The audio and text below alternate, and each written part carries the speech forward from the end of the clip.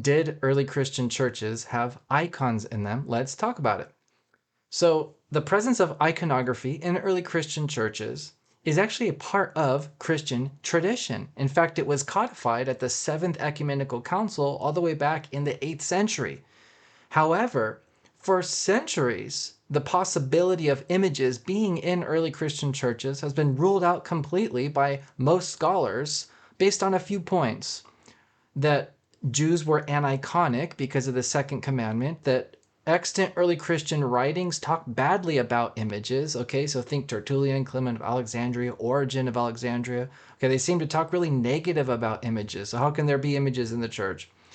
And archaeology has yielded no examples of iconography dated securely from the 1st through 2nd centuries. Okay, so for these reasons, for centuries, scholars have said there's no way early Christians had icons in their churches.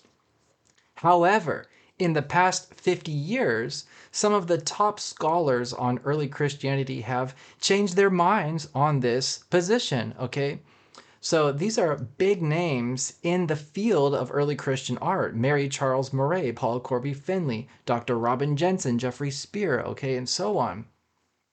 And they're basing this almost complete U-turn of the scholarly position on archaeological discoveries, okay? And these are archaeological discoveries at Christian sites and Jewish sites, which completely rule out the possibility of a general aniconism in ancient Judaism and the early church, okay? So the fact that we have early Christian sites with icons from the same time as some of these early writers that supposedly were aniconic presents an interesting situation where the scholars are forced to sort of reconsider that position to incorporate a fuller set of data from the archaeology, okay?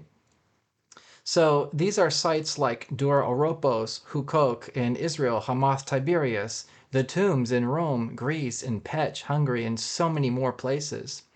So this archaeology has sort of taken for scholars to go back to the early Christian writings and take a closer look at how to fit these two things together.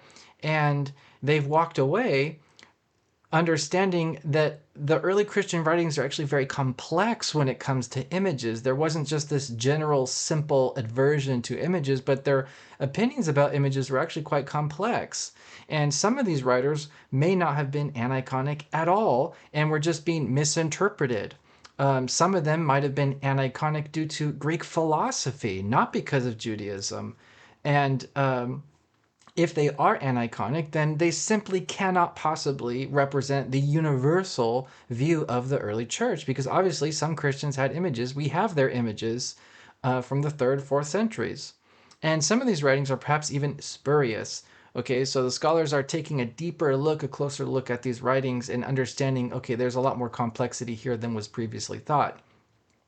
And the lack of images from the 1st to 2nd centuries is easily explainable because of economic reasons, right? The early church lacked the money and the resources to produce rich art basilicas like you see later in church history, and just simple destruction over time. Wood and paint and paper and papyrus, those things just don't last a long time, especially with waves of persecution and wars and fires and things like that.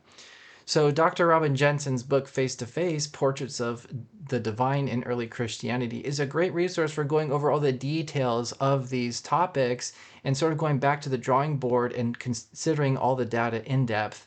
And she walks away agreeing with some of the top modern scholars that there wasn't a general aniconism in the early church. Certainly there were some possibly who were aniconic, but not everybody. It can't be. So today, the presence of images in 1st through 3rd century churches is a real possibility, even from a scholarly standpoint. So you don't have to be a Catholic or Orthodox or something like that to hold this view. This is now something that even the scholars are saying is possible and even likely. So let's take a look at some of that available data that the scholars are looking at. So we have a lot of early Christian art. We have a ton of it from all over the place. However, only a very small percentage of that art is from churches. And it seems kind of interesting, right? That we have all this Christian art. We have cups and plates and bowls and paintings and sarcophagi, but only a small percentage actually comes from churches. And that's the reason for that is because churches are above ground structures, and above ground structures are subject to wars and fires and earthquakes and renovations and things like that.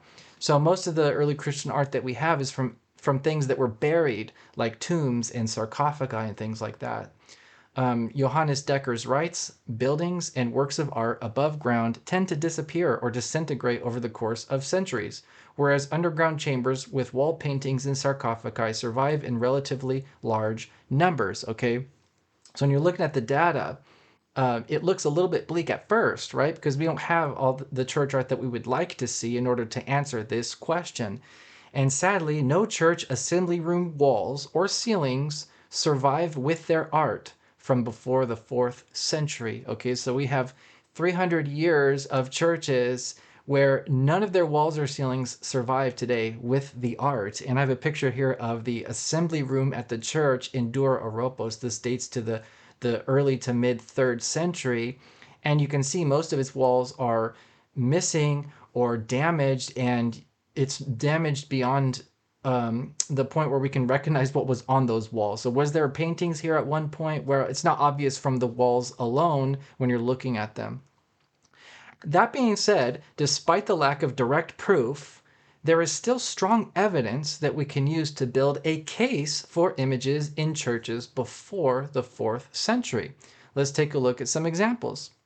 So even though the Dura Europos church assembly room is damaged and we can't tell whether or not those had images in it, attached to that church is a baptistry, and that baptistry is much better preserved, and it actually does have wall paintings on it that survived. Okay, so while its church assembly room was too damaged to discern art, the baptistry preserves them: Adam and Eve, David and Goliath, Christ healing the paralytic, Christ walking on water, the good shepherd. Okay, lots of cool and beautiful images in this baptistry.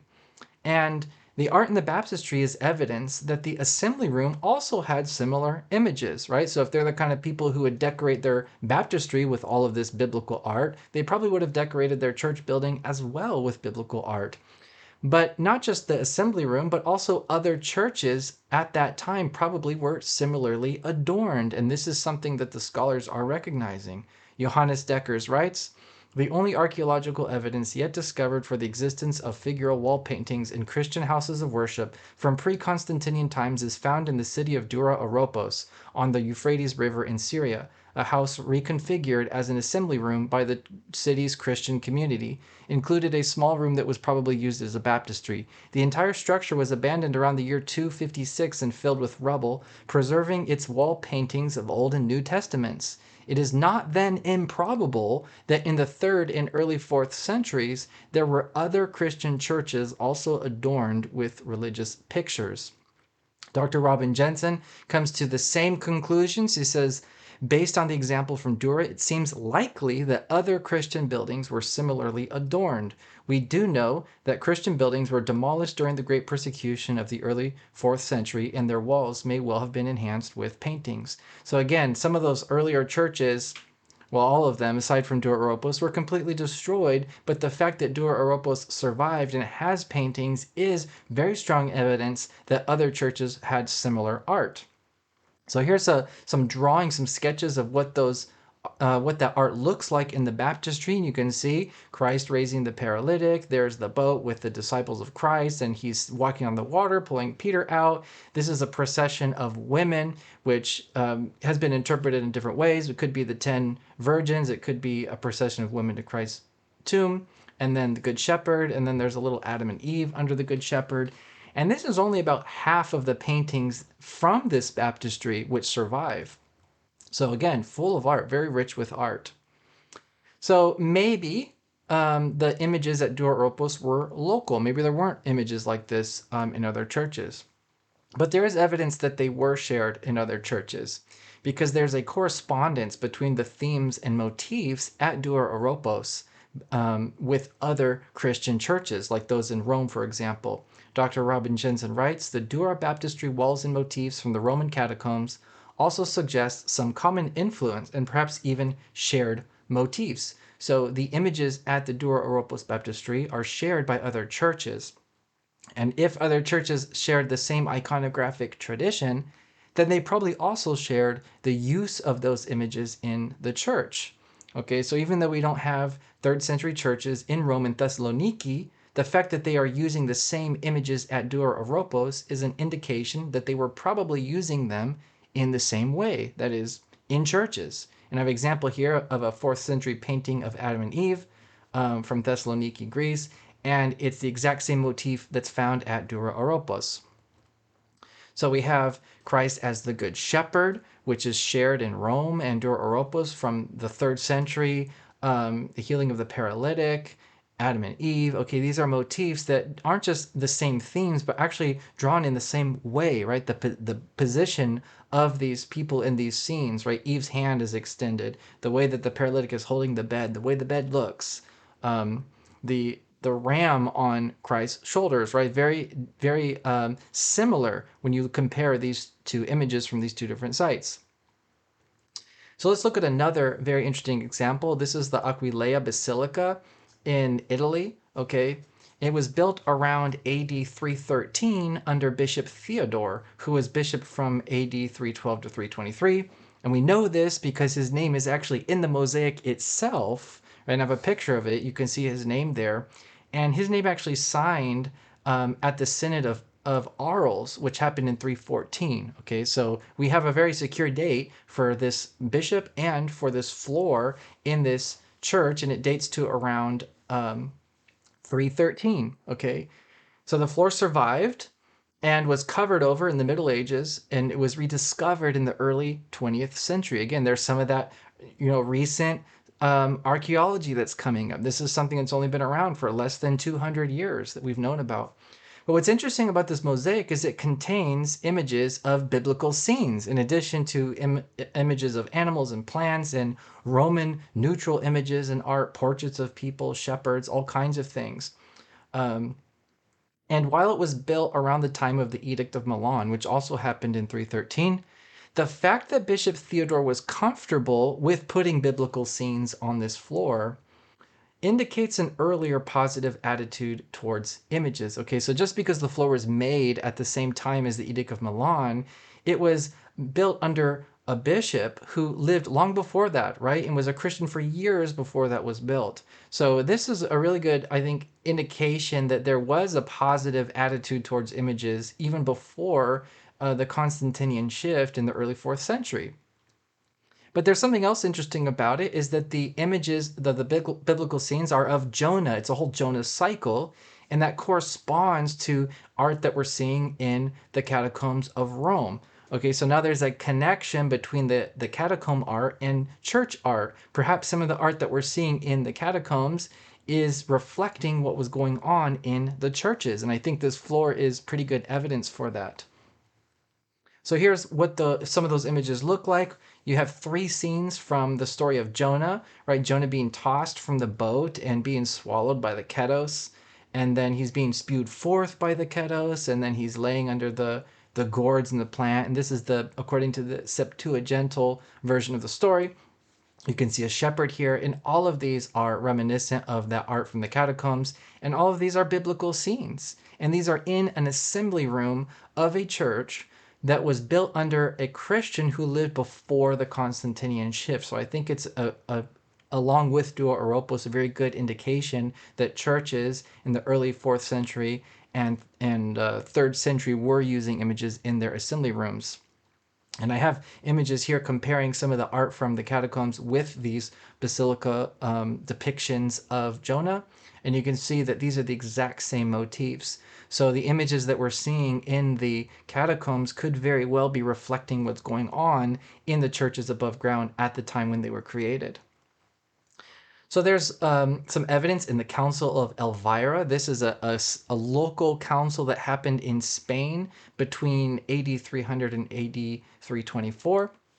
And it has an interesting canon here, Canon 36, that says, "There shall be no pictures in churches, lest what is reverenced and adored be depicted on the walls."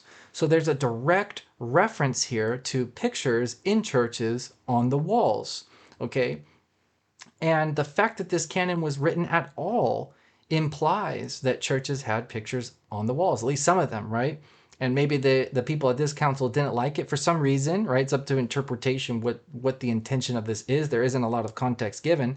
But regardless of what the opinion of these council members was, it still is a reference to wall pictures in churches. Okay, so Johannes Deckers acknowledges this. He says one of the edicts issued by a regional church council held in Elvira, Spain, in 306 forbade the placement in churches of pictures representing the objects of faith and worship.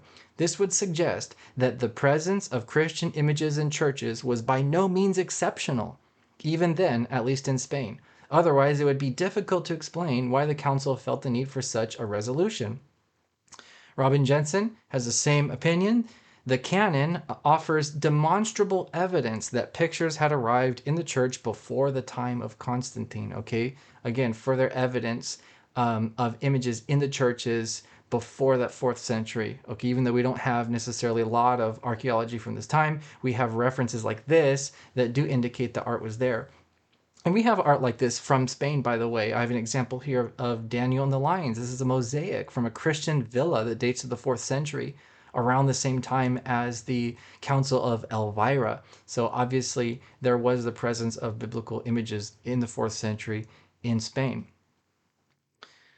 So art from the 4th through 6th century basilica churches also provide some evidence of an earlier tradition. Okay, so 4th through 6th century churches survived a lot better than the 1st through 3rd century churches for a number of reasons. And some of these we have today. They're still standing and we can observe their original art. So if you look at these churches and you notice patterns, those patterns could be tipping you off to a more ancient tradition.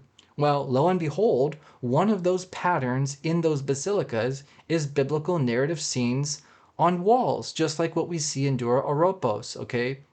So there are biblical scenes on the walls above the pillars in the church, the basilica-style churches. They're also found on doors, on pillars, cupolas, that's the domes in the church, okay? And this corresponds to what we see at Dura Europos. It corresponds to those earlier sites, that we have reference to, like in the Council of Elvira, right? It talks about pictures on the walls. Well, we see those pictures on the walls, at least from the similar tradition in the basilica churches. So Johannes Deckers writes, if Constantine ornamented his splendid buildings with such images, whether in painting or mosaic, he was only following earlier Christian tradition. So he's talking about if Constantine put images on the walls of his churches, this was something that was already going on in the church based off of a tradition of putting biblical scenes on the walls. So we can see examples of this. This is an image of the Basilica of St. Paul outside the walls. This church was built around 402 AD, and unfortunately it burned down. But before it burned down, a man named Giovanni Paolo Panini painted a picture of it, which gives us an insight into what it looked like before it burned down.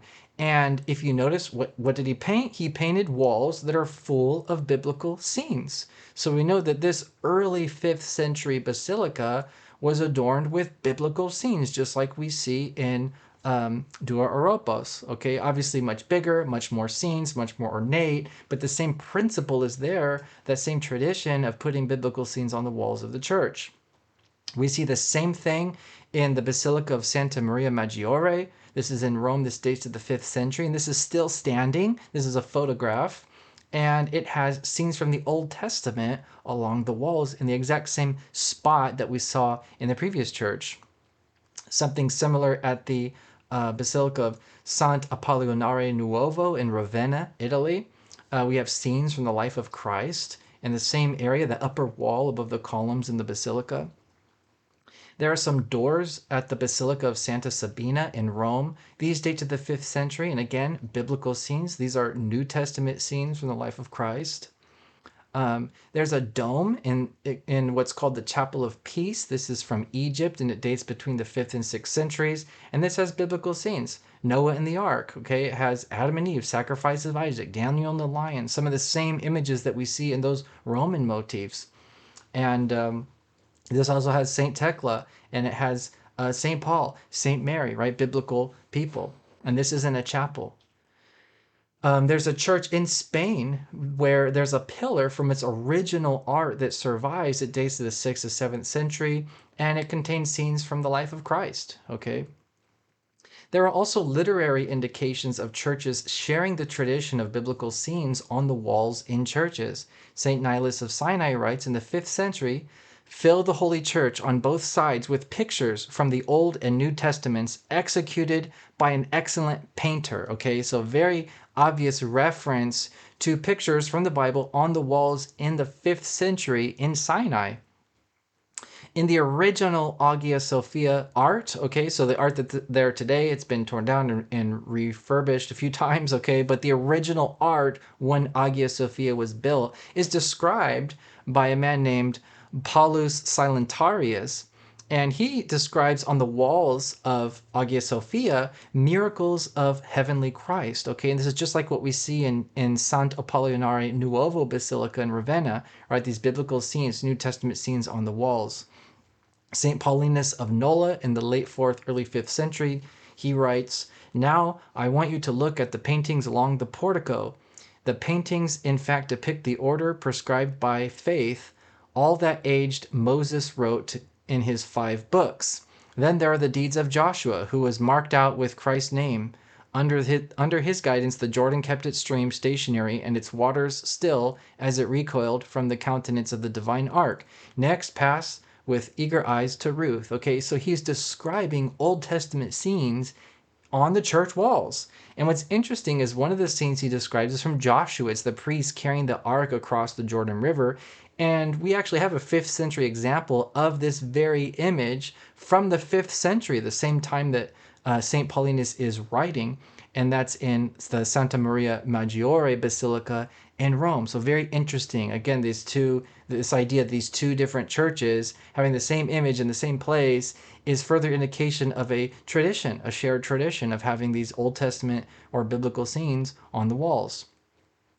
So the conclusion, did early churches have icons in them? Well, according to church tradition, the answer is yes. And according to modern scholarship, the answer is probably. And that's very interesting, I think, because it's something kind of new. For many centuries, scholars unanimously said, no, there's no way they had images in the churches. But now, on this side of history, with all the archaeology that we have, scholars are saying, well, it's likely that they did have images, at least some of the churches, on the walls. There was no general aniconism in the early church, leaving the possibility for iconographic decoration in early churches. Now, while no extant church assembling room art exists from before the 4th century, we have good evidence still to believe that pre-4th century churches had art, okay, from places like Dura Europos, or writings like the Council of Elvira or the mosaic floor of the Aquileia Basilica. Biblical scenes on basilicas and the Dura Europos baptistry both point to a shared heritage of biblical scenes on the walls, which was probably inherited from an earlier tradition of those house churches from the 1st through 3rd century. Okay, so Basilica of St. Paul on the outside walls, the Basilica of Santa Maria Maggiore, St. Nilus of Sinai, okay, all describing and showing biblical scenes on the walls, points to a heritage of Christians, a shared heritage of depicting scenes from the Bible on walls of churches. And this was probably coming from that 1st through 3rd century church world, the house churches. So that's today's video. I hope you enjoyed it. If you haven't already, please subscribe. I'll be talking in the future later about what exactly the art looked like in early churches. I hope to see you next time. Thanks for watching.